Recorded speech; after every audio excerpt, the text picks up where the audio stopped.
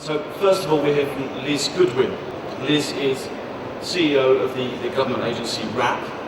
Liz has been with the organisation since the early days, joining in 2001, where she was the first director of the materials programme.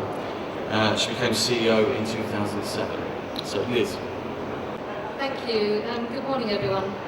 I'm delighted to have this opportunity to come and talk to you today. For those of you not familiar with RAP, we work with businesses, local authorities and communities to help them improve their resource efficiency. And our vision really is a world without waste, which Lord Henry referred to. Achieving a world where we don't waste things, where we find other uses for things we no longer need, and where we value resources properly, will take time. It's going to require a whole range of things to make it happen. And as the subtitle of this session suggests, it's going to require policies, instruments, tools, but more importantly, there also needs to be commitment from businesses, individuals to make changes. I've been worrying for some time about the question about why businesses don't seem to want to embrace the idea of resource efficiency, especially when there are increasing numbers of great examples out there which really do show the business case. Resource efficiency really does make financial sense.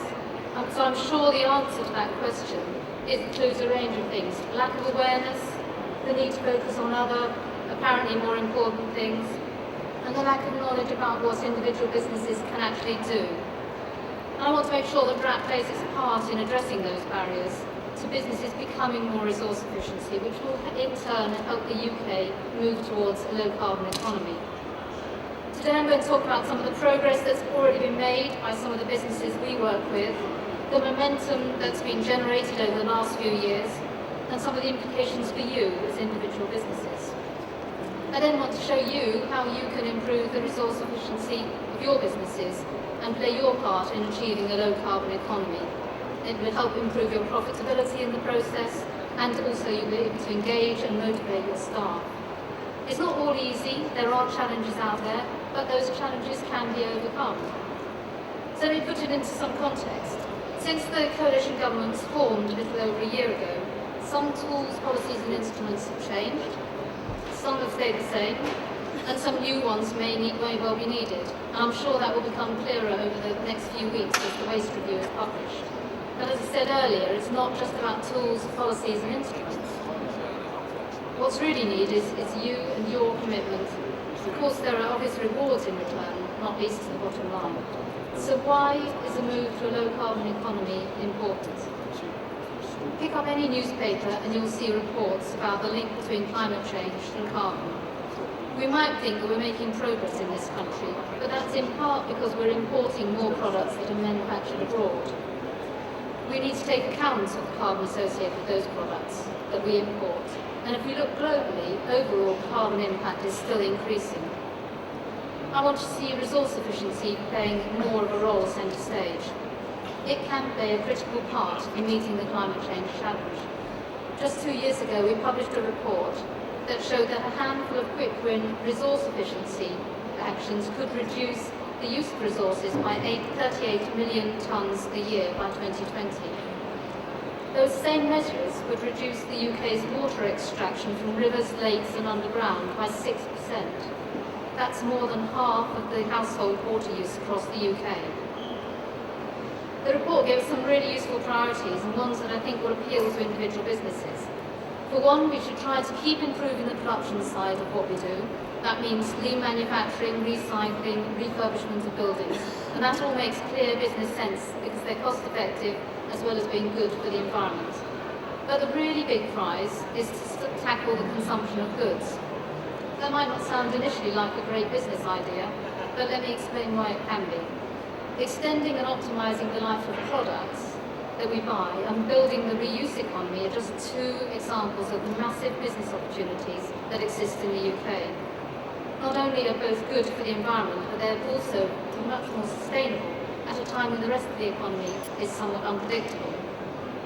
And linked to this is the issue of food waste and food waste prevention. At first that might sound like something that we as householders do in the kitchen, but actually there are some great opportunities for businesses, large and small, to get involved. At RAP, we're involved with a number of responsibility deals. And these are voluntary agreements between business, RAP and the government. And they're businesses that choose to commit to targets in specific sectors, all with the aim of being more resource efficient. And there's now a track record of successful voluntary agreements in the grocery retail sector, DIY and construction sectors. And some of you may be involved in them. Let me share some really good examples of other businesses who've embraced resource efficiency and realised the differences.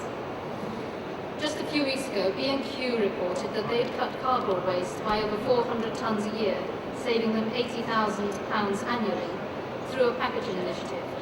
They replaced cardboard packaging used to transport the kitchen components to households with a reusable packaging system called Longspacks.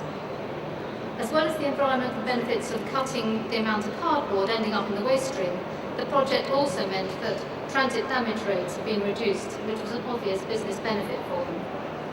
In fact, B&Q have gone on record saying that the introduction of this multi-trip packaging has met their aims in terms of excellent corporate social responsibility, exceptional product care, and reduced costs. And I'm pleased that RAP was heavily involved in the development of Longspack, as B&Q are one of the signatories to our DIY sector agreement. Let me give you another example of how working towards a low-carbon economy can make a difference, this time to consumers. The Courtauld commitment began in 2005 to reduce the amount of food, products and packaging ending up in the household waste stream. It's a partnership between the grocery retail sector, the government and RAP. The results we announced in September 2010 show that 670,000 tonnes of food waste and 520,000 tonnes of packaging had been avoided across the UK between 2005 and 2009. The value of that avoided food and packaging waste was estimated at £1.8 billion, an incredible amount of money, most of which have been saved by consumers.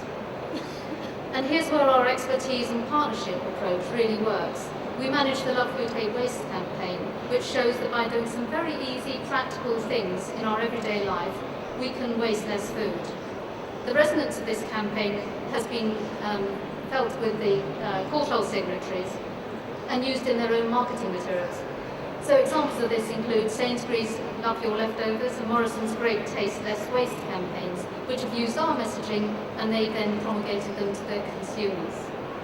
And that shows how individual businesses with a shared goal of reducing the consumer's food waste can take advantage of our knowledge and messages to find solutions for their customers. So it's a win-win.